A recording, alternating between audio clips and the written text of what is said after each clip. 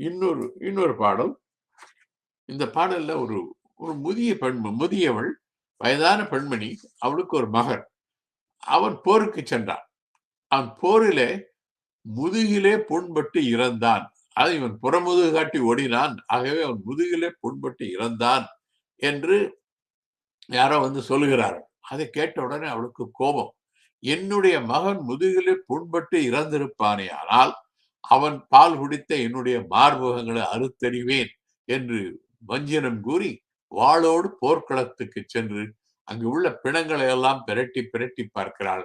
அங்கே தன் மகன் வெட்டுண்டு கிடப்பதை பார்க்கிறான். ஆனால் அவன் முதுகிலே புண்பட்டு இறக்கவில்லை, மார்பிலே புண்பட்டு இறந்தான் என்பதை கேட்ட பொழுது அவளுக்கு அவனை பெற்றெடுத்த பொழுது அடைந்த மகிழ்ச்சியோடு அதிக மகிழ்ச்சி அடைந்தாள் என்று அந்த பாடல் கூறுகிறது.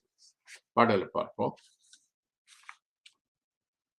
நரம்பு எழுந்து உலரிய நிரம்பா மெந்தோள் முளரி மருங்கின் முதியோள் சிறுவன்.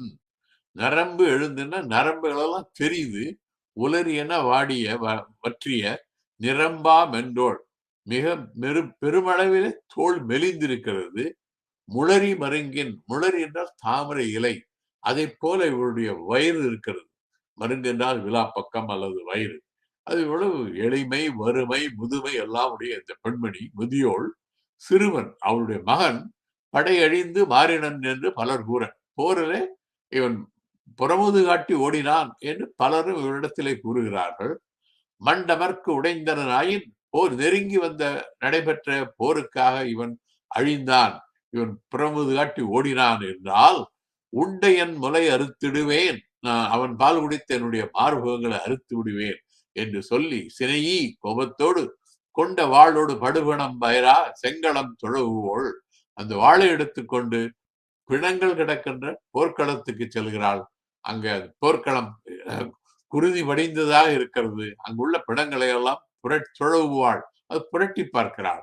சிதைந்து வேறாகிய படுமகன் கிடக்கை. அங்கே இவருடைய மகனுடைய உடல் பல துண்டுகளாக வெட்டப்பட்டு கிடக்கிறது. படுமகன் கிடக்கை காணு, அதை கண்ட பொழுது ஈன்ற ஞானினம் பெரிது வந்தனே, அவனை பெற்றெடுத்த பொழுது அடைந்த மகிழ்ச்சியோட அதிக மகிழ்ச்சி அடைந்தாள்.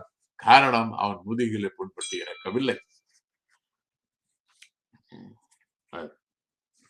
வீரம் இருந்தது என்று பார்த்தோம். பெண்களுக்குரிய நல்ல ஒழுக்கங்கள் என்ன என்பதை பார்ப்போம். பெண்களுக்குரிய நல்ல ஒழுக்கங்கள் என்று சொல்லுகின்ற பொழுது 4 ஒழுக்கங்கள் கூறப்படுகின்றன. ஒன்று அச்சம், நாணம், மடம், பயிர்ப்பு என்ற 4. இந்த 4ல முதல் 3ஐத்தான் தொல்காப்பியம் கூறுகிறது. தொல்காப்பியத்தில் அச்சமும் நாணும் மடனும் முன்தொடுத்த நிச்சமும் பெண்பார்க்கு உரிய என்ப. தொல்காப்பியர் என்ன சொல்லுகிறார் என்றால், பெண்களுக்கு இருக்க வேண்டிய முக்கியமான 3 குணங்கள் அச்சம், நாணம், மடம். அச்சம் என்றால் அஞ்சுவது, அது அஞ்ச வேண்டியதற்கு அஞ்சுவது. அடுத்தது நாணம். நாணம் என்பது பெண்களுக்கு இயல்பாகவே உள்ள ஒரு வெட்கம். மடம், மடம் என்றால் மடமை அல்லது அறிவில்லாத தன்மை என்று பொருள் அல்ல.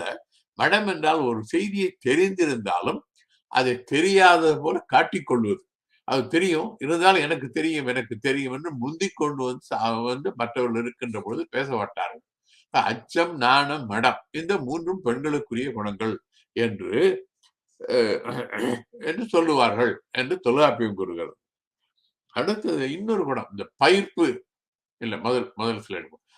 4வதாக பயிர்ப்பு. பயிர்ப்பு என்பது இல்ல, வேண்டாம், ஸ்லைடு வேண்டாம். பயிர்ப்பு என்பது அருவருப்பு என்று பொருள். அது தன்னுடைய கணவனோ அல்லது காதலனோ ஒரு பெண்ணை தொட்டால் அவள் மகிழ்ச்சி அடைவாள்.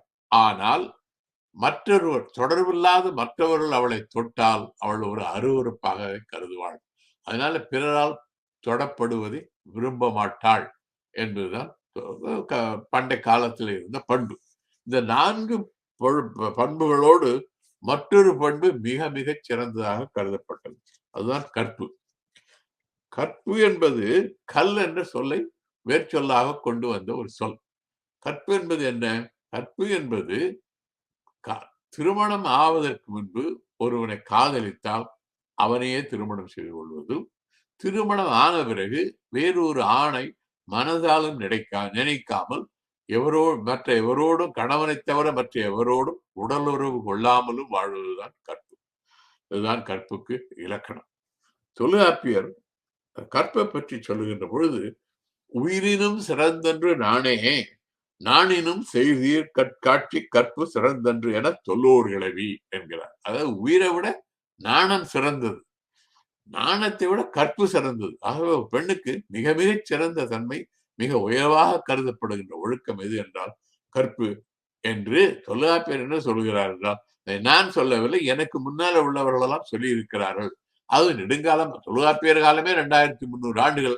அதற்கு முன்னதாகவே பல ஆயிரக்கணக்கான ஆண்டுகளிலே நம்முடைய பெண்களுடைய ஒழுக்கங்கள், அச்சம், நாணம், மடம், பயிர்ப்பு இவை எல்லாவற்றையும் விட கற்பு என்பது ஒரு சிறந்த ஒழுக்கமாக கருதப்பட்டது. காதல் வாழ்க்கையை பார்ப்போம். சங்க இலக்கியத்தில் உள்ள பாடல்கள் 2436. அவற்றில் காதலை பற்றிய பாடுகின்ற பாடல்கள் மட்டும் 1862. இந்த பாடல்கள்ல திருமணத்துக்கு முந்தைய காதல் வாழ்க்கையும் சொல்லப்பட்டிருக்கிறது. திருமணத்திற்கு பிந்திய காதல், கணவன் மனைவியாக வாழ்கின்ற போது அவருடைய காதல் வாழ்க்கையும் கூறப்பட்டிருக்கிறது. திருமணத்திற்கு முன்பு ஆண்கள் பெண்கள் இவர்கள் கள ஒழுக்கம், அதாவது ஒருவரை புரிந்து காதலித்து பெற்றோர்களுக்கு தெரியாமல் காதலிப்பதுதான் வழக்கம். எப்பொழுதுமே காதலிப்பவர்கள் பெற்றோருடைய அனுமதியோடு சென்று காதலிப்பது கிடையாது. சங்க இலக்கியத்தில் நாம் காணும் காதலர்கள் ஒருவருக்கொருவர் முன்பு தெரியாதவர்கள். ஆண் அங்க ஒரு வேட்டைக்கு போவான், பெண் அங்க திணைப்பணத்தை காப்பதற்காக செல்லுவாள். அல்லது தற்செயலாக ஒரு பெண்ணும் ஒரு ஆணும் ஏதோ ஒரு சூழ்நிலையில சந்திப்பார்கள். அவர்களுக்கு காதல், அந்த காதல் பின்ன அவர்கள் தொடர்ந்து பழகுவார்கள். பழகிய பிறகு காதல் வளர்கிறது. ஆனால் எந்த பெண்ணுமே அல்லது எந்த காதலுமே உறவு முறையில் ஏற்பட்டதாக தெரியவில்லை. அதாவது இன்றைக்குள்ள வழக்கத்தை போல அத்தை மகனையோ மாமன் மகனையோ ஒரு பெண் காதலித்ததாக பாடலே கிடையாது. இந்த குறுந்தொகை என்ற இலக்கியம் 400 பாடல்கள், அத்தனையும் காதல் பாடல்கள். நான் இந்த குறுந்தொகையை எழுத்தட்டை படித்திருக்கிறேன். அந்த அத்தனை பாடல்களுக்கும் உரை எழுதி வலைத்தளத்தில் பதிவு செய்திருக்கிறேன் மற்றும் நூலாகவும் வெளியிட்டிருக்கிறேன். எந்த பாடலிலும் ஒரு பெண் தன்னுடைய அத்தை மகனையோ மாமன் மகனையோ அல்லது எந்த உறவு முறையில உள்ள ஒருவனை காதலித்ததாக பாடலே கிடையாது. சங்க காலத்து காதல் வாழ்க்கையை பற்றி கூறும் சில அருமையான பாடல்கள், குறுந்தொகையில் உள்ள பாடல்கள் மிக மிக அழகான பாடல்கள், சிறிய பாடல்கள், ஆனால் கவிதை நயம் மிகுந்த நமது பண்பாட்டை காட்டுகின்ற பாடல்கள். ஒரு சில பாடல்களை பார்ப்போம் காதல் வாழ்க்கையை பற்றி. அடுத்த ஸ்லைடு. ஒரு பெண் ஒரு காதல், அது இந்த பெண் ஆன காதலிக்கின்ற பொழுது அவருடைய பெயரை சொல்ல மாட்டார்கள். இவனும் அவளும் என்ற பெயர் சொன்னால் அது நாகரிகம் அல்ல. அதனால யாருடைய பெண் பெயரும் அங்கு குறிப்பிடப்பட்டிருக்காது இலக்கியத்துல. ஒரு பெண் ஒருவனை காதலிக்கிறாள்.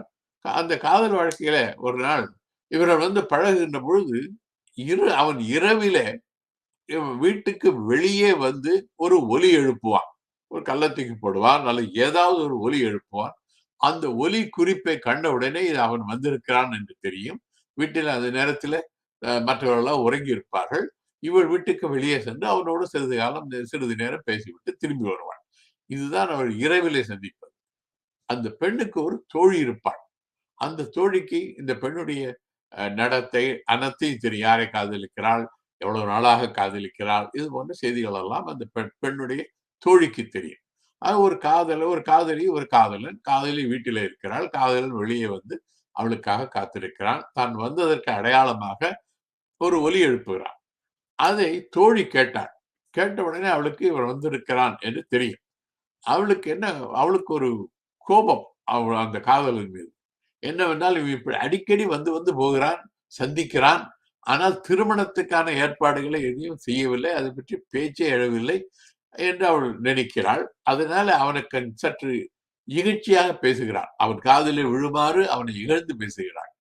அதை கேட்ட தலைவி, அவளுக்கு தெரியாது, அவன் வந்தது தலைவிக்கு தெரியாது. தலைவிதான் அந்த காதலி, தலைவிக்கு தெரியாது.